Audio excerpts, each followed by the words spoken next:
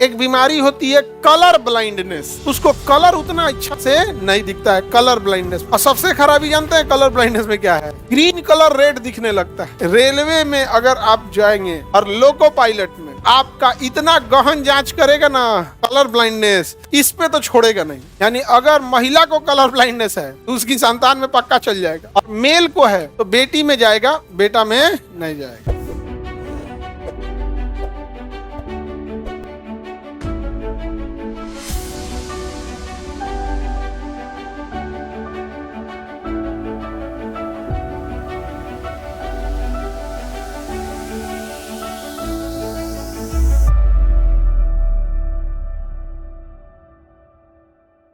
एक बीमारी होती है कलर ब्लाइंडनेस। क्या होती है? Colour blind. उसमें क्या प्रभावित होता है? शंकु आकार। कलर ब्लाइंडनेस में क्या प्रभावित? शंकु आकार। उसमें ना कलर सही से फर्क नहीं पड़ता, कलर में डिफरेंस नहीं बता पाएंगे, उसको कलर उतना अच्छा से नहीं दिखता है, कलर ब्लाइंडनेस। और सबसे खराबी जानते हैं कलर ब्लाइंडनेस में क्या है? ग्रीन कलर रेड दिखने लगता है। ग्रीन कलर रेड दिखने, ये उतना खतरा नहीं है। मान के चलिए सिग्नल में ग्रीन है, जाओ, आप रुकल हैं तो उतना खतरा नहीं है। रेड उसको ग्रीन दिखने लगता है, कहीं जो सिग्नल रेड है उसको दिख गया ग्रीन। चलो आज पटना स्टेशन पे नहीं रुकना है, चलाओ गाड़ी चलाओ, आज पटना स्टेशन, पटना जंक्शन नहीं रुकेंगे, कब मुगल सराय राउंड दिया सबको। इसलिए रेलवे में अगर आप जाएंगे और लोको पायलट आपका इतना गहन जांच करेगा ना कलर ब्लाइंडनेस, इस पे तो छोड़ेगा नहीं। जो ड्राइविंग वाली चीज है उसमें कलर ब्लाइंडनेस नहीं छोड़े। एक डाल्टोनिज्म नाम की बीमारी होती है जो जॉन डाल्टन को पहली बार था, उसमें रेड कलर नहीं दिखता है, रेड कलर का दिखबे नहीं करेगा। तो डाल्टोनिज्म में क्या नहीं दिखेगा? रेड। वो भी वही बात है, कलर ब्लाइंडनेस में उल्टा दिखने लगता है, ग्रीन ग्रीन रेड आपस में कंफ्यूज। अब बाकी कलर भी सही से दिखेगा नहीं। कौन सी बीमारी में? Colour blindness. समझ में आ गया? रतौंधी में शंकुआकार या बेलनाकार कलर नहीं डिसाइड करता है, शंकुआकार कलर डिसाइड करता है। तो इसकी जांच होती है इसिहिरा चार्ट पेपर से। इसिहिरा चार्ट पेपर से जांच होते हैं। इसिहिरा चार्ट पेपर से क्या होगा? जांच होगा। आप लोग भी अपना जांच कर सकते हैं कलर ब्लाइंडनेस है या नहीं है, क्योंकि कलर ब्लाइंडनेस रहेगा तो आपको इसमें रंगे नहीं दिखेगा। देखिए ध्यान से, ये है इसिहिरा चार्ट पेपर। अरे बाबू हल्ला नहीं करो। इसिहिरा चार्ट पेपर जो होता है वो सुनो ध्यान से, इसमें 45 लिखा है, 45 लिखा है, आपको क्लियर दिखता होगा। 5 से उतना समझ में नहीं आता है, क्योंकि भाई किताब के शक्ल का तो यह नहीं, इतना बड़का है। इसमें करता क्या है, जैसे यहाँ लिख दिया है 45 ना, तो इसमें क्या किया जाता है इसिहिरा चार्ट पेपर में कि जो 45 लिखना है वो किसी एक कलर से लिख देगा मिक्स करके, ठीक है? उसी से मिलता जुलता अलग अगल बगल में से कलर छिड़क देगा। इसी को देख के बना है QR कोड। इसिहिरा चार्ट पेपर से ही क्या बना है? QR code. आजकल QR कोड नहीं आता है, छिड़क दिया है वहां पे, इसे दिखा दीजिए, इसे QR कोड है। इसिहिरा चार्ट पेपर होता है, तो अगल बगल में उसी से मिलता जुलता कलर दे देगा। अब समझो जिसको कलर ब्लाइंडनेस है उसको अगल बगल और जो नंबरिंग वाला है उस सब एक ही टाइप का दिखने लगेगा, क्योंकि उसकी शंकुआकार कोशिकाएं उतनी एक्टिव नहीं है, अंतरे समझ में नहीं आएगा। बताइए ये 45 कितने लोग हैं जिनको नहीं समझ में आ रहा था? तो लोको पायलट वाला फॉर्म मत भरना बाबू, इसमें क्या खराबी बीमारी है बाबू। एक्चुअली क्या होता है ना, आप वहां जाने के बाद जब मेडिकल छाटते हैं तो बहुत तकलीफ होता है। मेडिकल में हमको हाथ में छाटा था ना, हमारे ही साथ एक और लड़का था, उसको छाट दिया था कलर ब्लाइंडनेस में, एकदम कलर ब्लाइंडनेस में, एकदम वो CBSE बोर्ड का था लड़का, लगा रोने वहीं पे। My whole career destroyed, my only dream. CBSE board का था।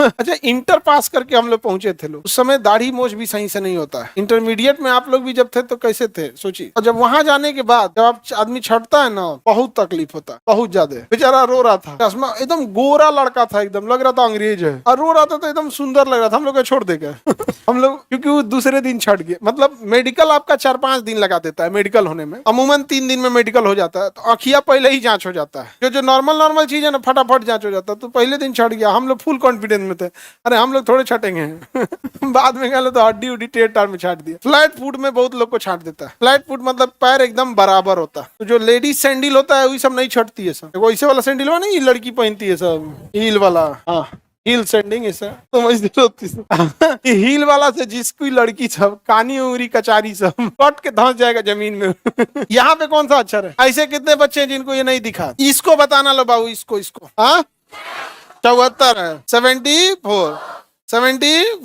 समझ में आ गया कि नहीं? यहाँ उतना नहीं समझ में इसलिए आता है कि हमारा मुंडी से बड़ तो ये है, तो अखिया को 4 बार घुमा के देखना पड़ता है, तब बड़का कौन किताब ले ले, तब आदमी को तो दूर से देखना होता है। अगर ये नहीं 71 लिखा है, एक तो देखो रौनक शाह 71 लिखा है, इसमें कहीं 71 नहीं है बाबू, डाउट है तुमको, समझ में गया? ये कितना है? तो ये 42, 6, 3, 45, समझ में गया। इस चार्ट पेपर को कहते हैं इसीरा चार्ट पेपर। इसीरा चार्ट पेपर, इसीरा चार्ट पेपर जाइएगा ना तो जो मेडिकल जब जांच करने जाइएगा तो ये एक दो को नहीं दिखाएगा, डायरी लिए रहेगा इसका खूब सारा, और एक बार में एक ही ठो दिखाता है। जैसे यहाँ में एक बार में कई ठो दिखा दिए ना, वो अमूमन एक बार में एक दिखाएगा, या आगे जैसे जैसे पेज पलटेगा तो मल्टीपल्स आएगा, ऐसे खोल देगा पलटते जाएगा, आपको नंबर पढ़ना है A D, रास्ता कभी ऐसे जिग जैग बना देता है, तो वहीं कंफ्यूज हो जाता है कि लिखा कौन सी है। कोई जरूरी नहीं कि अक्षरे लिखे, ऐसे जिग जैग रास्ता बना देगा, समझ में गया। तो वो ऐसे पेज पलटते जाएगा, इतना खचरा होता है, इतना जल्दी जल्दी पलटता है ना। जैसे किसी को रास्ता दिखा तो अंक सोचेगा, अरे तो ये अंक है कि रास्ता है, माँ काट देगा उसका,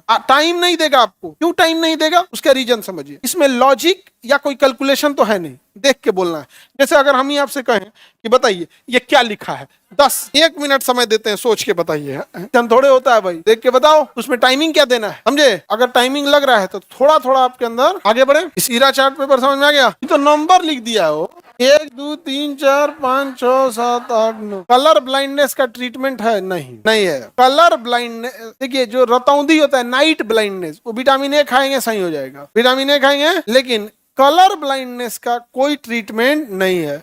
और उससे भी खराबी बात, ये कलर ब्लाइंडनेस एक्स क्रोमोजोम को इफेक्ट कर देता है। किसे इफेक्ट करता है? एक्स क्रोमोजोम को इफेक्ट कर देता है, समझ में गया। अब एक बात बताइए, अगर किसी पुरुष को है, अगर किसी मेल को है, तो मेल में एक्स भी होता है, वाई भी होता है। अगर किसी मेल को कलर ब्लाइंडनेस है तो उससे का मतलब उसका एक्स क्रोमोजोम इफेक्टेड है। कलर ब्लाइंडनेस किस पे जाता है? X chromosome. तो अगर इस मेल से कोई बेटी पैदा होगी तो फीमेल के साथ देखिए क्या है, फीमेल अगर है, फीमेल हेल्दी है, उसके पास कोई प्रॉब्लम नहीं है, तो उसके पास एक्स क्रोमोजोम और एक्स क्रोमोजोम, तो उसके पास किसी में नहीं है। तो अगर इस मेल और फीमेल से कोई लड़की पैदा हुई तो एक्स, लड़की पैदा होने का मतलब मेल से वाई नहीं गया था, क्या गया था? एक्स, और एक्स डिफेक्टेड है, एक्स डिफेक्टेड है, तो लड़की को कलर ब्लाइंडनेस हो जाएगा, समझ में गया। लेकिन अगर इसी मेल और फीमेल से अगर कोई लड़का पैदा होता है तो वाई वाला तो इफेक्टेड नहीं है और फीमेल है ही नहीं है, समझ में गया। अब उल्टा सोचो, उल्टा मेल स्वस्थ है और किसी महिला को कलर ब्लाइंडनेस, जो हो गया ही हो गया, हो गया ही हो गया, चाहे लड़का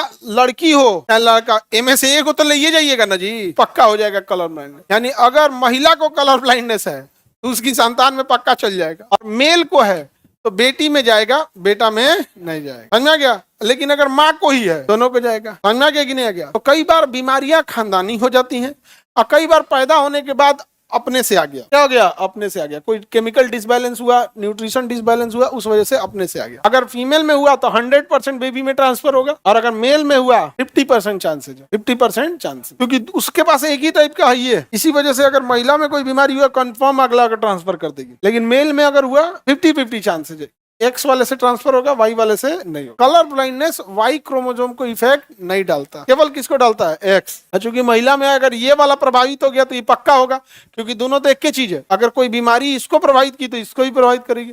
कोरोना मानव को प्रभावित किया तो सारे मानव को प्रभावित किया, पेड़ पौधों को नहीं किया। तो हर चीज का अपना अपना अलग अलग होता है। किसी को कोई दिक्कत नहीं। कल आंख समझ में आ गया, किसी को आंख टॉपिक में दिक्कत है तो बताओ, और आंख में दिक्कत है तो डॉक्टर के पास जाओ।